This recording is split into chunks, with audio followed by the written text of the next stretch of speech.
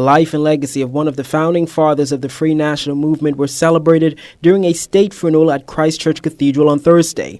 The former cabinet minister and parliamentarian CMG Warren James Levarity was hailed as a great Bahamian and national hero, despite the level of grief among mourners as the flag-draped casket of the political icon was rolled through the aisle. There was yet a sense of pride shared among those in attendance for a man who has contributed so much to the country. And for Warren, it is now left for me to say that he has run his course. He has finished the race. He has gone on to glory now, leaving our nation better than he found it. Prime Minister Perry Christie hailed Mr. Levarity as one of the heroes of the peaceful revolution to majority rule and a man who personified civility. But one of the things that I will always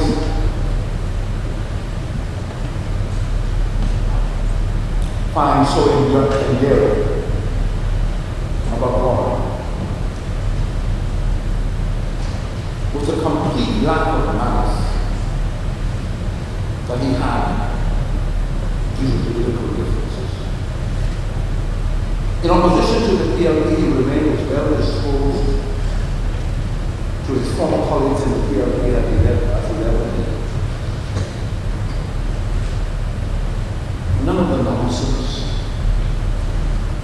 none of the even stupidity we hear so much of nowadays, where people start speaking to each other and fill their hearts with angry and hateful spirit because of political differences. That was it.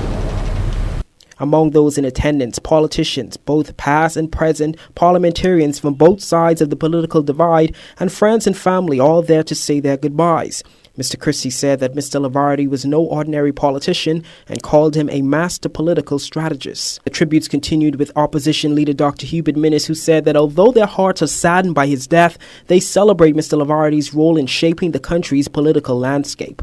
Warren indeed played a pivotal role in helping to give potent voice to the cries of oppressed Bahamians for freedom and justice.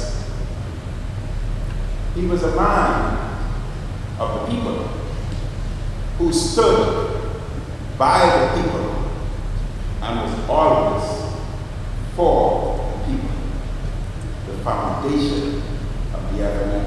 Many say that Warren is ahead of his time. I say Warren was not ahead of his time. Warren was on time. But he was a visionary. A visionary sees the future. Former Prime Minister Hubert Ingram, in a written tribute, called Mr. Levarity a national hero who understood the necessity and the power of politics to transform society and build a country. Former Governor General and a member of the dissident H. Sir Arthur Folkes also paying tribute. He believed that leaders should communicate grand ideas and articulate noble aspirations, not mislead people with sound bites and empty slogans. He also believed that leaders should be prepared to pay the price of their convictions and not to seek the side on which the bread is buttered.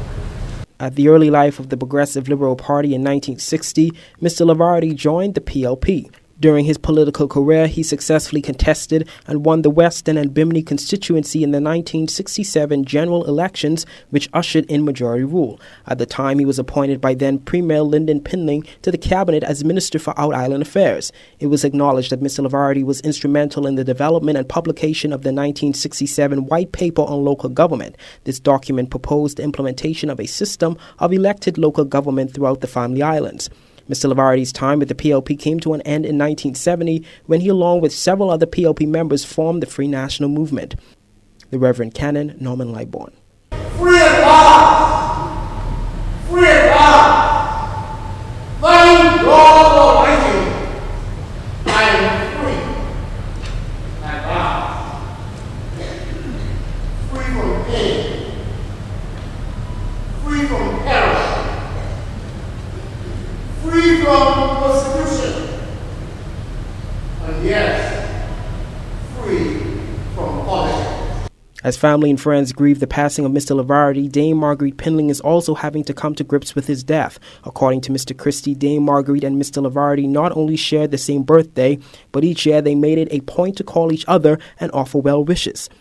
With Mr. Levarity's passing, the former Governor General Arthur Hanner is the last surviving member of the first cabinet of the majority rule era.